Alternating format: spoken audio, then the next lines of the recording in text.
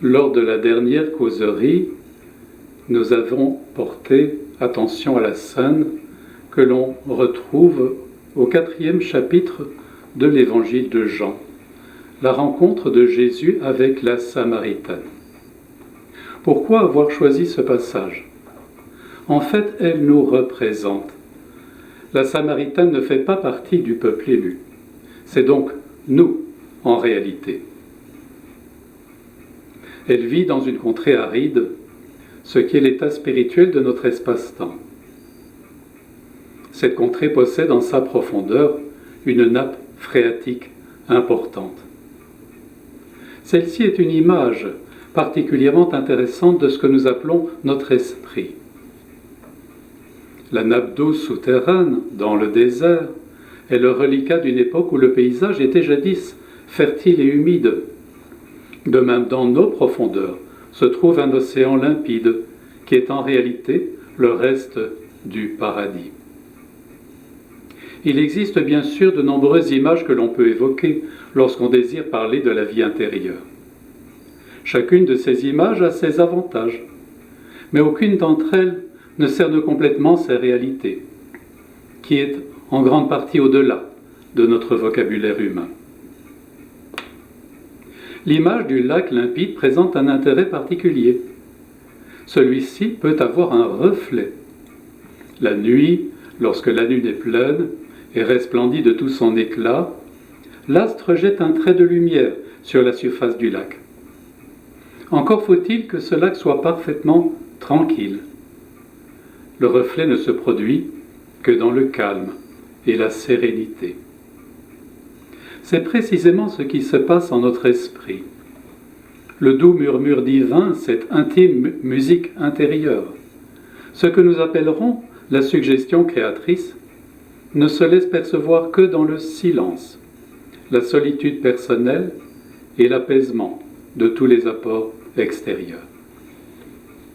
Au long des siècles, certains se sont retirés dans les déserts les plus profonds, afin d'obtenir cette ultime sérénité de l'esprit qui, à leurs yeux, égalait tous les trésors. Cette solitude volontaire ne visait pas à s'isoler des autres, mais bien au contraire à embrasser l'univers entier, dans la vision spirituelle qui est obtenue par ce que nous appelons du terme grec « essichia », la paix intérieure.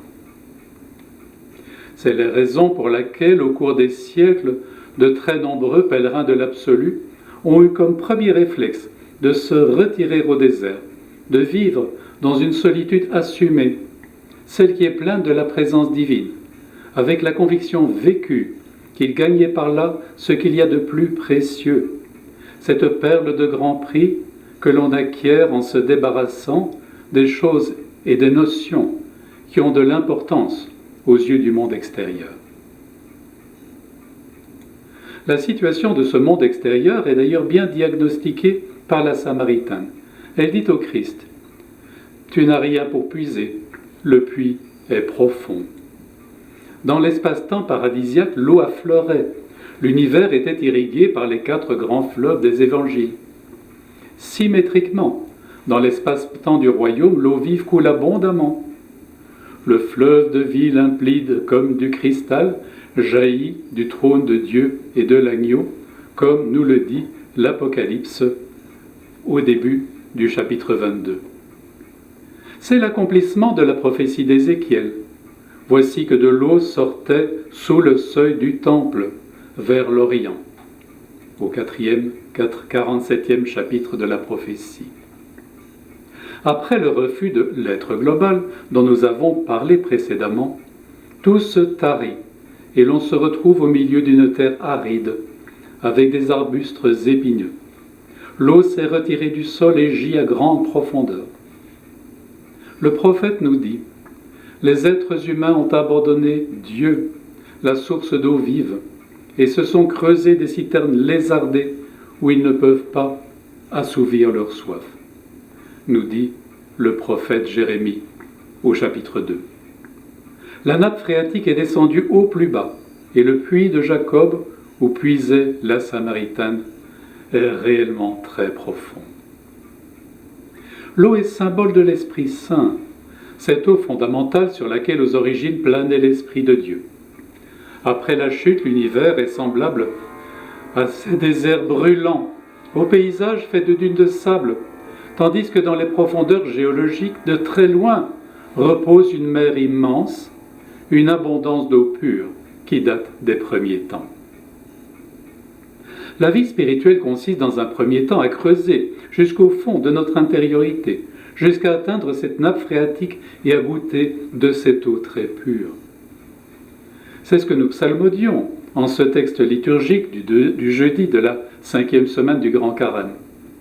Seigneur, le puits est profond, mais tu puises de ton sein l'eau vive que je bois, comme ta Samaritaine, pour n'avoir plus jamais soif, car tu m'abreuves au flot de ta vie.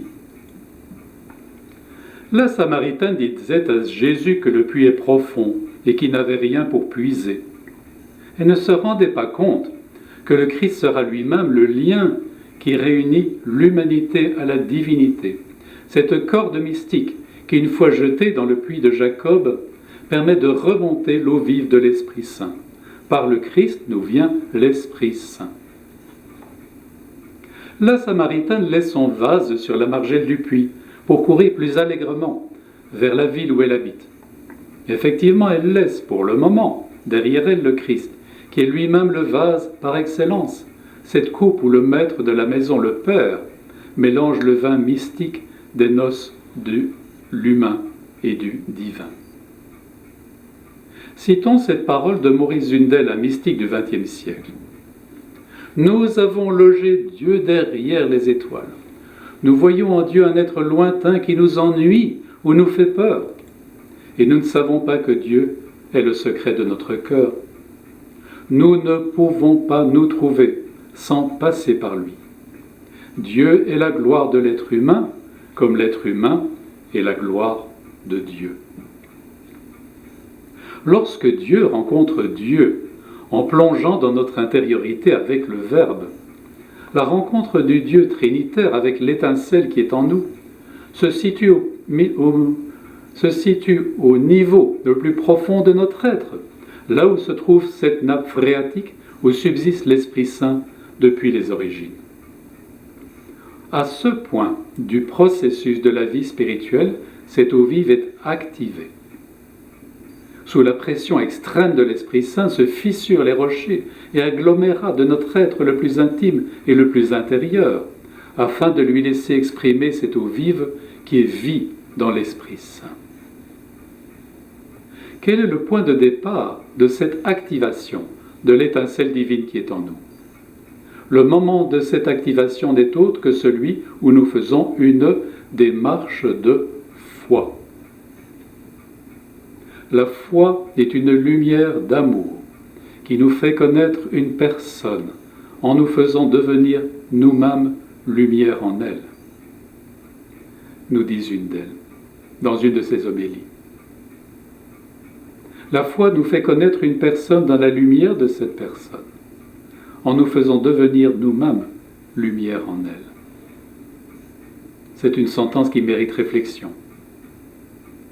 À partir du moment où nous disons « Je crois en Dieu Père, Fils et Saint-Esprit », je crois que le Christ est vraiment Dieu et vraiment homme, qu'il a vécu parmi nous et qu'il reste présent auprès de nous jusqu'à la fin des temps. Je crois que le Christ est véritablement ressuscité d'entre les morts selon la chair. À partir de ce moment, se produit en notre âme un changement radical, comme ce fut le cas pour saint Paul sur le chemin de Damas. Écoutons ce que nous dit un poète oriental. La maison du cœur est le nid de la foi et de la vérité. Dieu est un océan dont le jardin d'Éden n'est qu'une gouttelette. Fou qui peut se baigner dans l'infini des eaux et qui ne veut pas voir plus loin que la rosée. On aimerait pouvoir dire que cette activation s'opère au moment du baptême. Et ce serait le cas si notre démarche de foi, se produisant parmi une communauté de croyants, se traduisait par un geste liturgique et rituel, commençant par le baptême, continuant par la chrismation et aboutissant à la communion au corps et au sang du Christ dans l'Eucharistie. Mais il est très rare que notre activation spirituelle corresponde au sacrement de l'Église. Car les églises historiques institutionnelles sont en proie à une grave perte de sens. Leurs usages sont souvent conservés, comme des habitudes, des coutumes familiales ou en tant qu'ornement d'une culture ethnique. Et en particulier le baptême, sauf de rares exceptions, est célébré pour des raisons qui la plupart du temps sont totalement étrangères à une démarche de foi. Lors de cette activation naît en nous une lumière qui déborde et qui afflue dans l'entièreté de notre être. C'est l'irruption de l'éternité dans notre présent. Ça nous permet de voir dans la totalité de la création la présence active du Créateur. L'ensemble des éléments extérieurs laisse paraître la présence divine. En cet état, nous sommes présents en toutes choses et nous devenons proches de tous les êtres. Une fois de plus, Maurice Zundel nous dit une parole qui résonne juste. Nous n'avons pas d'autre énergie dans la vie que ce fond qui est au plus profond de notre être, que cet océan d'impulsion d'où émergent nos passions essentielles et qui fournissent à toutes nos activités qui pourront survenir tous les chefs-d'œuvre. Si la passion s'unifie, s'épure de ses limites, devient transparente à Dieu et va jusqu'à l'infini pour se réaliser au niveau de son cœur.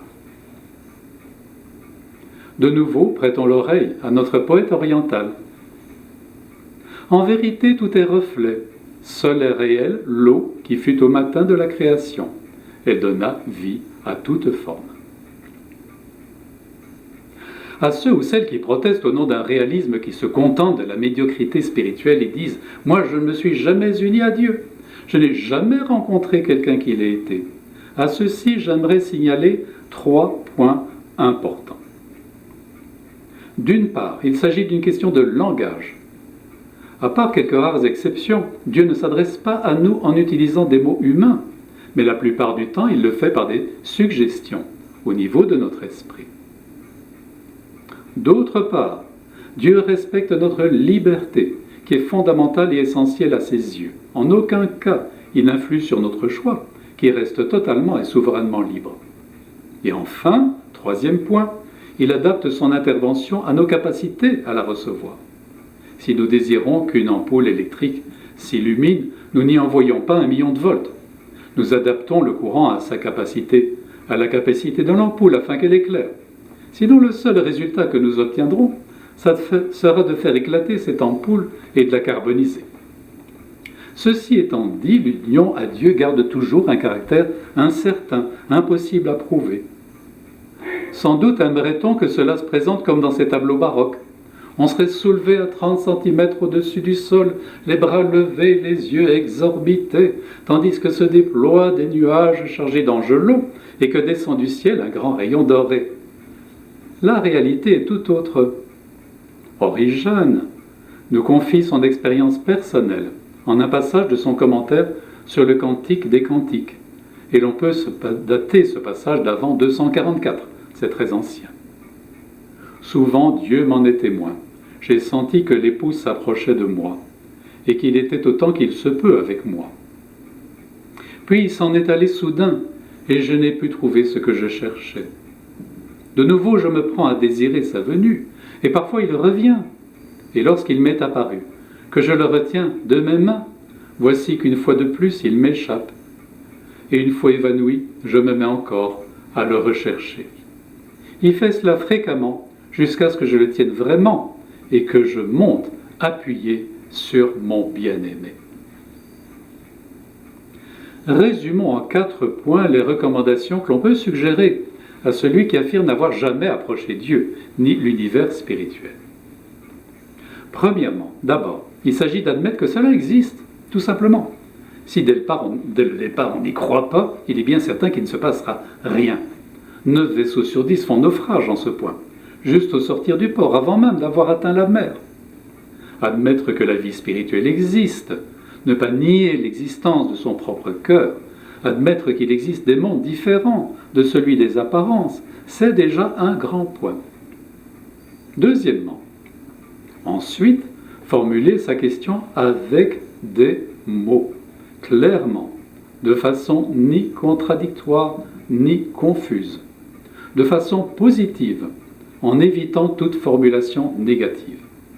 Souvent on se contente de velléités fumeuses et l'on s'étonne de ne pas en recevoir d'écho. Troisièmement, être à l'écoute de son univers intérieur, faire silence en soi, afin de pouvoir distinguer entre ses propres pensées et les significations qui viennent d'ailleurs. Ça signifie une vigilance persévérante, une attention au mouvement de son propre esprit. Pour cela, il est évident que nous prendrons soin de nous écarter autant que possible du stress, de l'ambition du monde, du bruit ambiant et du vacarme de certaines formes musicales agressives. Quatrièmement, et ce n'est pas le moindre point, enfin être prêt à recevoir l'information. Il est particulièrement difficile à l'être humain de recevoir, simplement.